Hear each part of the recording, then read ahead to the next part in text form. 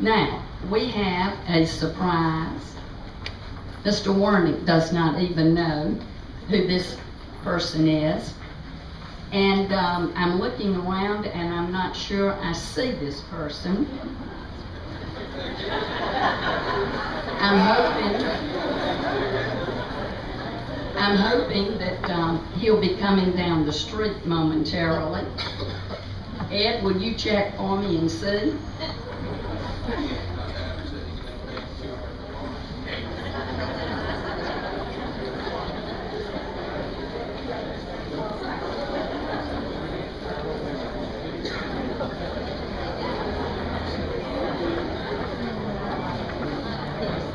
I believe I can almost hear him.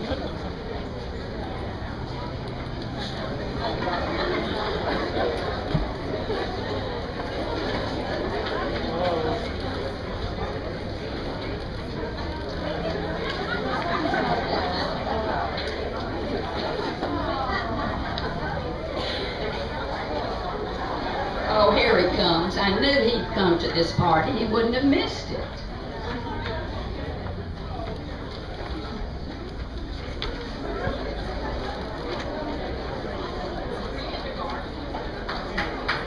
Here.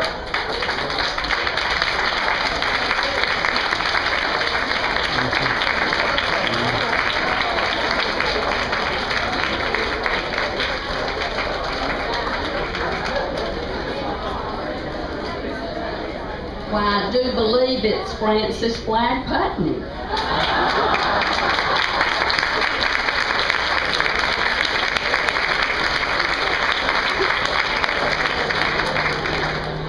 We sent him an invitation and he came.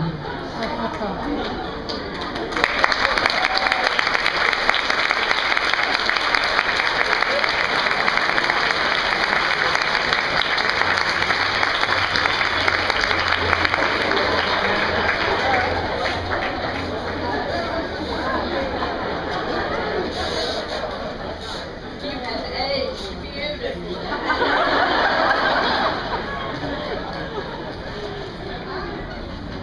Good afternoon.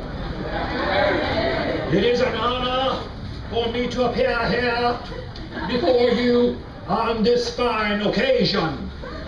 When I was asked to make this statement, it was staggering to believe that in 100 days, the little hospital that we built in 1911 would be 100 years old. As you can imagine, my eyes cannot believe what I am seeing. The original building, which we built in 1911, is no longer here on the ground on which I stand. But the buildings that have been put in place since then is absolutely amazing. And I have been told there are more buildings beyond these premises. When I lived here, I owned about 27,000 acres. It is my understanding that soon the Phoebe holdings will surpass that in square footage.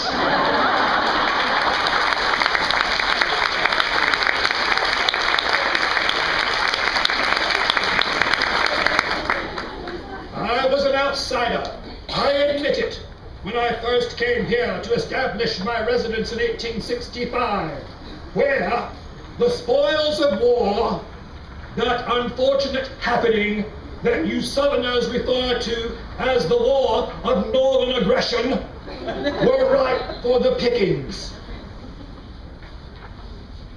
To say that it was a land of opportunity is an understatement. During my time here in the war, I learned about the great opportunities available in this region. I was a young man then, but very soon I acquired many acres of land and established my ventures in crops, cattle, and timber. And as the years passed, my business grew and my roots became well established in this community. I am proud that my descendants carry on my legacy here and have become businessmen and leaders in this community. Because of my great wealth and my position in this community, I was approached by a group of women. which can be something of a thrill or something to be greatly feared. These women wanted me to help them build a much-needed hospital here in Albany, Georgia. Now, I am sure you have all heard this story before, but it gives me great pleasure in retelling the story. And I think it most appropriate that I should tell you how we laid the groundwork for how all of this was going to become a possibility. Don't you agree? Yes. Well, anyway, the ladies did convince me to donate the original $25,000 to build the hospital. But I put 3 stipulations upon my donation. The first was that the hospital should be made of brick so that it would not burn. The second was that it should serve everyone in the community regardless of their ability to pay. And third, I wanted the hospital to be named after my mother. The first stipulation was very important to me, that it be made of brick, because I wanted the hospital to last. And even though the original building is no longer here, I can say that the hospital did last and grew.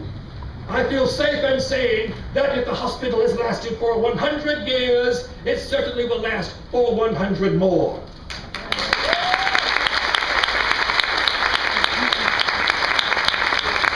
The second stipulation was also very important to me at the time. I had lived here for almost 40 years, and I knew that our population had a great diversity and various levels of income. I didn't want anyone to be turned away because they could not afford the care. And I am overjoyed at knowing that today that is still the case.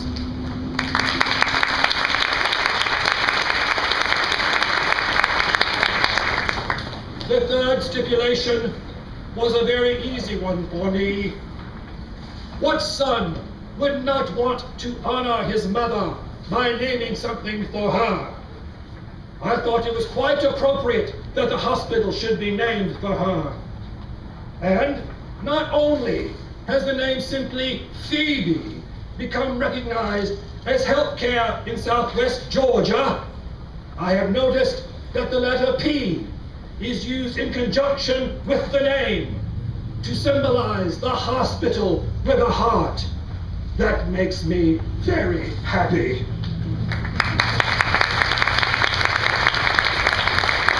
I think that it is ironic in a way that it mimics ownership, just as the P that was branded on the flanks of my cattle came to mark ownership of the Putney business.